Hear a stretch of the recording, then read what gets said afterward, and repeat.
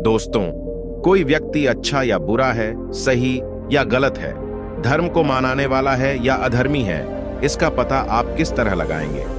आप इसका पता सिर्फ एक ही तरीके से लगा सकते हैं, उसके गुणों का आकलन करके। जिस भी व्यक्ति के गुण अच्छे होते हैं वह व्यक्ति एक उत्तम व्यक्ति है, और जैसा कि आप सभी जानते हैं, खराब गुणों वाला व्यक्ति खुद का जीवन तो अंधकारमय और निरर्थक बनाता ही है, साथ ही उस व्यक्ति से जुड़े लोगों का जीवन भी उससे प्रभावित होता है। दोस्तों, गौतम बुद्ध की आज की इस कहानी में बुद्ध ने 4 गुणों के बारे में बात की है जो व्यक्ति के विनाश का कारण बनते हैं।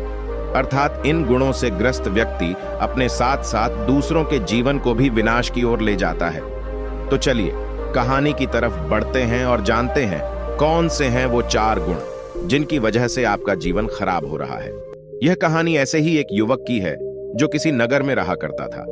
उसका नाम था अंकमाल। अंकमाल नामक यह युवक एक दिन महात्मा बुद्ध के सामने उपस्थित हुआ और कहा, हे बुद्ध, मैं संसार की कुछ सेवा करना चाहता हूँ। मैं संसार को कुछ देना चाहता हूँ ताकि संसार में सभी लोग मुझे याद करें, मेरा सम्मान करें। आप मुझे जहां भी भेजना चाहें भेज दें, जो भी कराना चाहें करा लें, ताकि मैं लोगों को धर्म का रास्ता दिखा सकूं। महात्मा बुद्ध अंकमाल के बारे में पहले से ही जानते थे। अंकमाल की इस बात को सुनकर वो जोर से हंस पड़े और कहा, तात, संसार को कुछ देने से पहले अपने पास कुछ होना भी आवश्यक है। जबकि तुम्हारे पास कुछ है ही नहीं तो तुम संसार को क्या दोगे? तुम संसार को ऐसा क्या सिखा सकते हो? जाओ, पहले अपनी योग्यता बढ़ाओ और फिर संसार की भी सेवा कर लेना। अंकमाल को महात्मा बुद्ध की यह बात समझ में आ गई। वह तुरंत वहां से चल पड़ा और विभिन्न प्रकार की कलाओं के अभ्यास में जुट गया। उसने तरह तरह की अलग अलग विद्याएं सीखी, जैसे बाण बनाने से लेकर चित्रकला तक और मल्ल विद्या से लेकर मल्लकारी तक। जितनी भी कलाएं हो सकती थीं, उसने वो सारी कलाएं सीख ली और उन पर लगभग 10 वर्षों तक कठोर अभ्यास भी किया।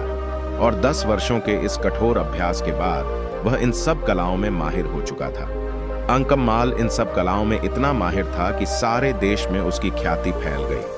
अंकमाल अपनी प्रशंसा से आप ही प्रसन्न होकर अभिमान पूर्वक लौटा और तथागत की सेवा में उपस्थित हुआ।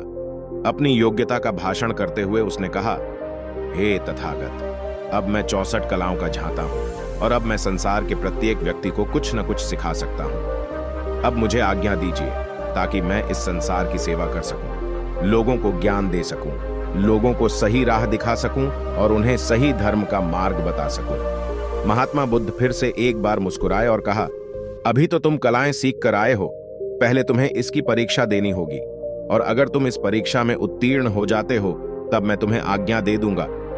अंकमाल ने अपनी 64 कलाओं के अभिमान में महात्मा बुद्ध से कह दिया, जी हाँ, ठीक है, मैं तैयार हूं, बताइए मुझे क्या करना होगा। महात्मा बुद्ध ने कहा, तुम्हें अभी कुछ नहीं करना, तुम अपने घर जाओ। अंकमाल ने ऐसा ही किया। महात्मा बुद्ध को प्रणाम किया और घर की ओर चला गया।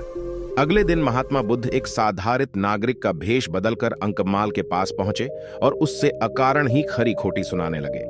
अंकमाल 64 कलाओं का झांता था, लेकिन उसे अपना अपमान सहन नहीं हुआ और क्रोध में आकर वह महात्मा बुद्ध को मारने के लिए दौड़ पड़ा। जब महात्मा बुद्ध ने अंकमाल को इस तरह से देखा तो वो हंसकर लौट आए। उसी दिन दोपहर के वक्त 2 बौद्ध भिक्षु अंकमाल के पास पहुंचे और उससे कहा, हे आचार्य, हमारे राज्य के राजा ने आपके अंदर इतने गुण देखे हैं कि वह आपको हमारे राज्य का मंत्री बनाना चाहते हैं। क्या आप इस पद को स्वीकार करेंगे? अंकमाल लोभ में आ गया। उसने कहा, हाँ हाँ, क्यों नहीं, अभी चलो।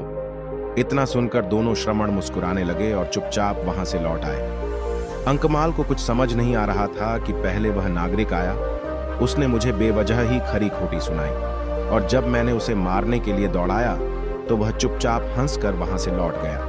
और अब ये 2 श्रमण यहां पर आए जो मुझे मंत्री बनाने के लिए राजा के पास ले जाने वाले थे। लेकिन जैसे ही मैंने उन्हें हां कहा, ये दोनों भी मुस्कुराकर यहां से लौट गए। अंकमाल सोच ही रहा था, तभी थोड़ी देर बाद भगवान बुद्ध पुनः उपस्थित हुए। उनके साथ आम्रपाली भी थी। अंकमाल ने महात्मा बुद्ध और आम्रपाली का स्वागत किया और उनका आदर सत्कार किया। लेकिन जितनी भी देर तथागत वहां रहे, अंकमाल का सारा ध्यान सिर्फ और सिर्फ आम्रपाली पर ही था।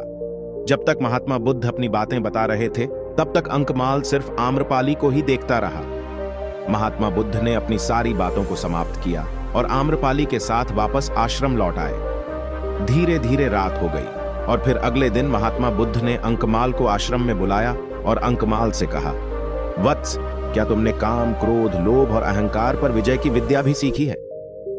अंकमाल को पिछले दिन की सारी घटनाएं याद आ गईं और वह समझ गया कि वह सब महात्मा बुद्ध ने ही किया था। उसने लज्जा से अपना सिर झुका लिया और महात्मा बुद्ध से अपने अहंकार के लिए क्षमा मांगने लगा और फिर उसी दिन से वह आत्म विजय की साधना में लग गया। दोस्तों, आज की इस कहानी को सुनकर आपको कुछ न कुछ सीखने को मिला होगा। गौतम बुद्ध की कहानियां हमें यह याद दिलाती हैं कि हम सभी में बदलाव की क्षमता है और हम सब अपने जीवन को सरल, संवेदनशीलता और मानवता की दिशा में बदल सकते हैं। दोस्तों, आशा करता हूं आज की ये कहानी आपको पसंद आई होगी।